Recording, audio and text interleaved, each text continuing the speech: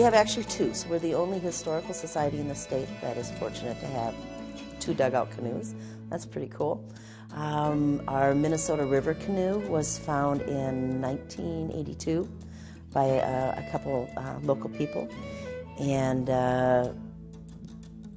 that is located out in our Gippy log cabin. That is the fourth oldest canoe of the dugout canoes within Minnesota right now. And that canoe, as I mentioned, came out of the Minnesota River. And anything, I don't know that everybody realizes this, but anything that comes out of the Minnesota River or any of the rivers in Minnesota is property of the state of Minnesota. So when the guys removed that canoe, they no longer, they did not own it.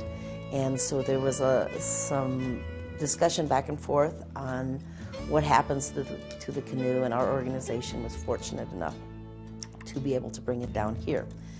The Chippewa River canoe was one, and it's the only artifact our organization has ever purchased. Was purchased on an auction sale in 1985, and we spent $80 for the canoe. May sound like a very little, and a lot of people have said, I'll give you $80 for the canoe. Although for our organization at that time, that was a great deal of money. What we call the Chippewa River canoe is what we fondly refer to as Ole's canoe. Ole Torgerson was a Norwegian immigrant, came to the United States in the 1850s, I believe. And he came to Minnesota, specifically to Chippewa County, in the mid to late 1860s.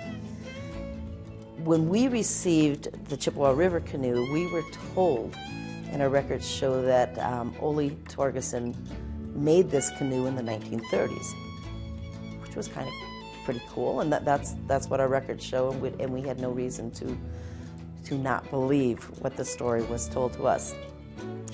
About a year and a half ago, Maritime Heritage Minnesota contacted us and wanted to radiocarbon-date our dugout canoe.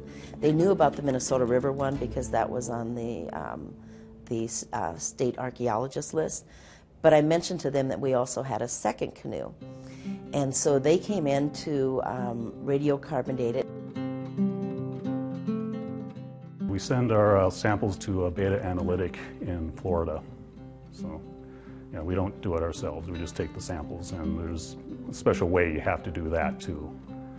You basically drill a 1/4-inch diameter hole about a 1/4-inch deep, and you don't save the shavings from that, but then you drill a slightly smaller diameter hole in that existing hole, and you drill enough shavings to basically fill about the size of the cup that an eraser on a pencil sits in. So about 100 milligrams, I think. The two canoes in the Chippewa County Historical Society are the third and fourth oldest watercraft in the state. In our report, in our project, we documented the eighth oldest watercraft in the state. There's nothing older, and that's incredible for a group of artifacts. The oldest one is the Lake Minnetonka dugout canoe. Then there's one that was taken out of the Big Swan Lake in Meeker County. It's actually housed in McLeod County, but it was taken out of Meeker County. Then Ole's canoe is the third oldest canoe in the state. Then the Minnesota River dugout canoe is the fourth oldest, and then there's four more after that. Ole's canoe is over 500 years old, up to maybe 450. There's a range of dates. With carbon dating, you can't get a specific date, especially these are considered new artifacts. If you have an artifact that's 40,000 years old, you'll get a better date on that because of how there was no nuclear bombs going off or anything way back then. That does help. And the stuff the samples come out better. There's not a skew. The Minnesota River one is 350 to 400-ish in there. So it's pretty old too. That's a Mississippian culture. That's pretty impressive, that one as well. The reason artifacts are preserved are many reasons, and often it's if they're covered up in mud. A canoe in a lake or river will survive if it's covered up. If the lake dries and it comes uncovered, it's going to start to deteriorate. The best thing for a shipwreck, or be a canoe or a big wreck, whatever, is cold, fresh, deep water. Now, deep is relative. 20 feet can be deep enough if no one bothers it. The lakes and rivers of Minnesota are very cold, even in the summer. So it's very great for preservation. Dugout canoes are mainly built by prehistoric Indians, and by nature it's prehistory. They don't leave anything behind that was written. It was just their cultural material. And this tells us, this is important for that, because it's all we know about the people that came before us in Minnesota.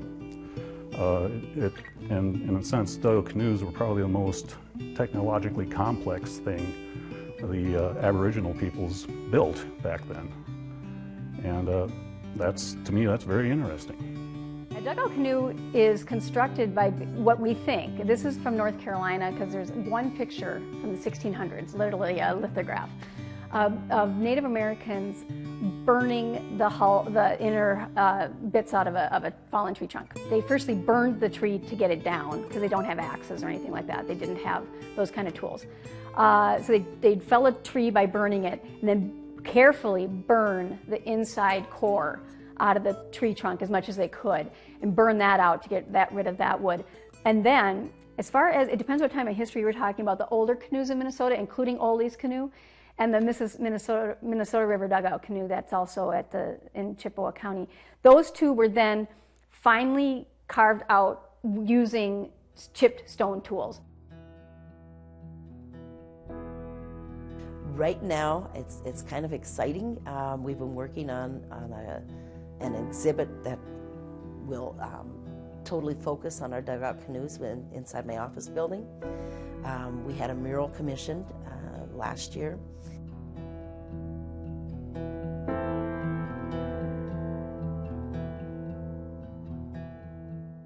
I think knowing our past, we better prepared to know our future, know where to go from here.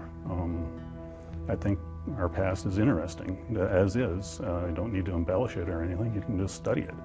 And it's good for that.